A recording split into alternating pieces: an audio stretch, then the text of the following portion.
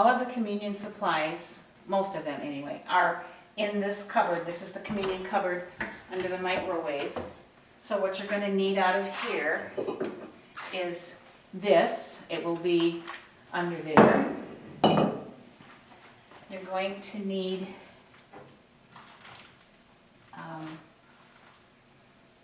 in this box, this little white box, are the packages of gluten-free communion wafers. So you're going to need those. I grab about 3. You're going to need a couple of sleeves of the cups, which are down here in the white box. You will need the bottle that we use to fill the juice cups.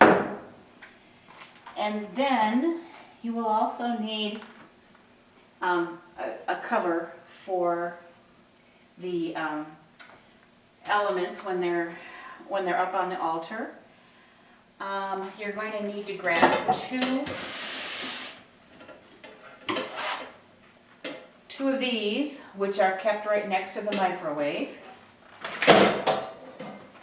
And that's all for right now. When you go to the store to purchase the bread for communion, I usually get a firmer bread, like I get the sourdough cottage, or some kind of a bread that's a little more firm so that it doesn't disintegrate when we cut.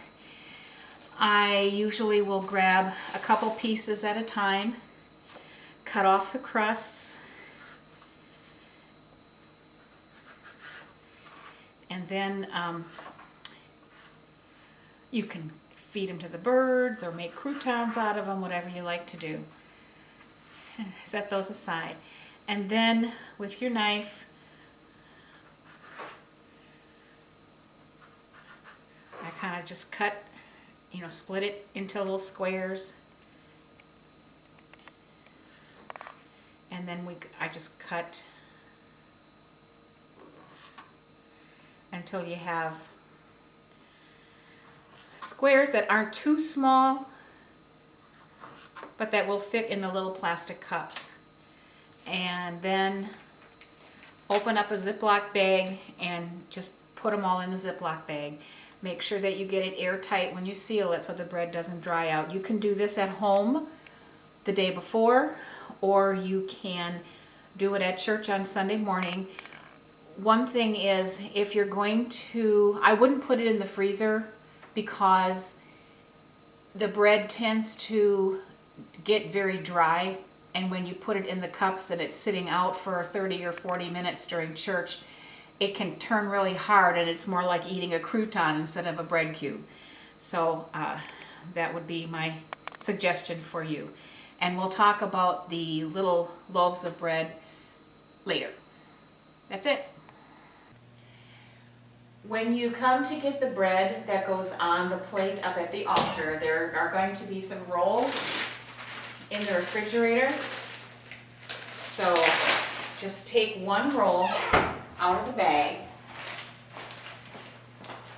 and then if you put it in the microwave for about 30 seconds,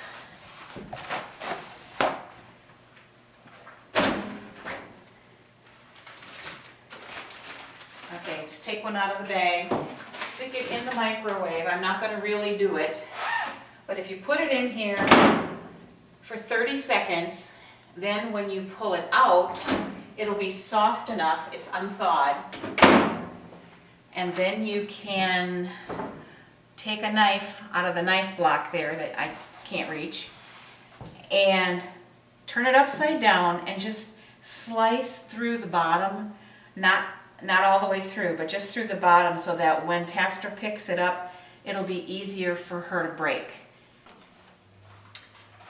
Okay, once you've warmed up your roll from the microwave oven, it goes, and I told you about cutting it in half. When it's warm, you just cut it not all the way through, and then just lay it on this plate, and that will go on the altar. and we'll have a cover over that. And then in the chalice, pour, maybe a ½ inch, just a little bit of the grape juice that's in the refrigerator. Just pour that in here and set that aside because we're going to carry this into the sanctuary, put it on the altar, and then we're going to be covering it with this white cover. Then for the rest of the bread, I just brought a few samples. These are the crusts, but like I told you in the previous video, we're going to take the plastic cups, and one tray will be bread, one tray will be juice. For the bread, if you fill all of the spaces, then you'll have like 30 some, enough to feed that many or serve that many people. On the bread tray, so then I just put one of these cups in every hole on the bread tray, except around the edge I leave these little wafers, the gluten-free wafers, just on the edge of the tray. So then go ahead and fill up the whole tray with the cups. The same thing with the juice. And then what we're also going to do is take 2 plates from the cupboard and put 1 cup on each. This is for Pastor Kathy and for Hillary at the piano. So when we get our bread all cut up, you're going to want to, and again, these are just crusts I brought from home, but just for demonstration, just fill all of your cups with a cube of bread, and then also put a cube of bread on each one of the plates. And then for the same, just pause it, George, please. Oh, okay. This is for the juice. There is a fill line, and the fill line, you can't see it from there, but right here is the fill line. And you can pour, I always put a paper towel underneath here because sometimes it drips. I'm not going to fill it all the way full. For demonstration purposes, make sure you put the cover on, because if you don't have the cover on, it will not work. So after you get this full, then you want to fill these 2, and then you're going to take your juice tray, and again I would fill 1 tray, and then you can go around when this is full and squeeze about 2/3 full all the way around, and then you're good with your juice. This here. When these are finished, your plates, then take a paper napkin from the cupboard and just cover each plate like this. And then these are ready to take into the sanctuary, which we will do in a few minutes. And then your full trays you'll cover, and then those are ready to go into the sanctuary. As far as the chalice and the grape juice go, just pour a little bit in the bottom, maybe 1 inch or so in the bottom, just so that it's not empty, because we really don't use this for anything, but we need to have some grape juice in there when Pastor Kathy holds it up for the blessing. Okay. Okay. There should be one of these TV tray tables here in the sanctuary for the communion elements. So it will be bulletins and communion, offering plate, communion, and bulletins. So the bread will be on the left, and the juice will be on the right. And after you get them set out, you can just take the covers off, and set them aside somewhere, because they don't need to have the covers on them when people are coming in and out. And you could set them aside, and then at the end, when you take everything out, just put the covers back on before you take it out. Up in the front, the bread and the juice just go up here so that Pastor Kathy can bless the elements. And until we get a better communion cloth, we're just using one of the kitchen dish towels. So you've got your bread and your juice, and then just go ahead and cover them up, leaving her enough room in the back to put her paper, her bulletin. So I just cover this up. And then those 2 plates that we prepared, one of those is for Kathy, and that goes right here so she can have her communion elements. And then the other one is for Hillary. And once she opens up the piano, this will be off. And just set it right next to her on the piano. And she'll either keep it there or put it on the windowsill. And that's the end of the setup for the communion. Next video, I'll show you what to do after church is finished. When church is over, I always try to remember to bring a plastic bag with me from home.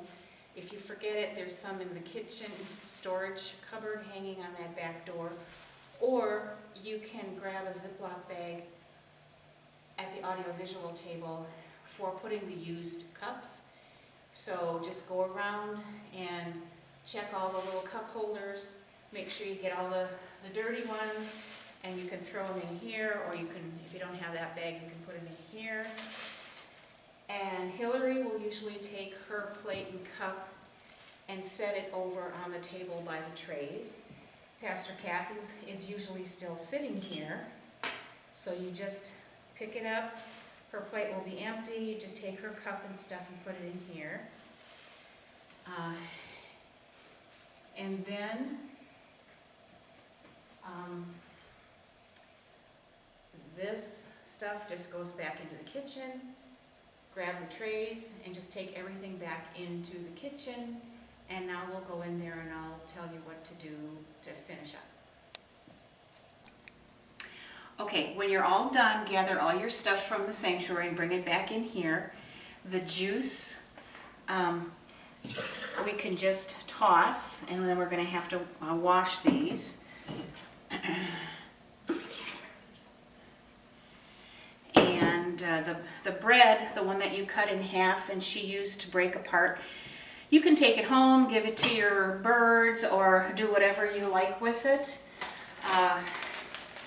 And then whatever is, or if you don't want to take it home, then that can be discarded, along with all of the leftover bread and juice that are in the 2 trays. Now, if Gabriel and Sophia are here, they like to come out into the kitchen and eat the leftover bread and drink the little leftover juice cups, but otherwise you can go ahead and toss those. And I've got a garbage can over here. And the communion wafers, because they're sealed in these little airtight bags, we keep them and put them back in the little white box. And maybe every third time, I just get fresh ones out of the box. Any unused sleeves of cups can get put back in the cupboard. The napkins will get rid of, and the tablecloth, if it's clean, because the only person who's touched it is Kathy. That can get put back in the cupboard to be used again. If it gets any spots on it or anything, then I usually take it home, wash it, and bring it back and put it in the cupboard. These dishes will do. Now the trays, when you're filling the cups, you're going to get some little splatters from the squeeze bottle, or the bread, you'll have crumbs and stuff. These have those little felt things glued around the edges. Those cannot get submerged in water. So what I do is I wet a paper towel, and then I wipe off this one, and then use a dry towel to dry it off, because those can't get submerged in the sink. The other ones, the bottom of the trays, the chalice, the plates, and all of that stuff, I just put some warm water in the sink and I'll wash it up, dry it, and then put everything back. So these, when they're clean, go back here with their covers. And we wash just these few things, and then all of this stuff. These plates go back down in the cupboard in the front. These things go back down in the communion cupboard, and that's it. So if you have any questions at all after you view this, please call me or email me and let me know. Or if you need me to come in with you the first time you do communion, let me know and I can do that too. Thank you so very much for being communion stewards this year. We really appreciate your service. Thanks.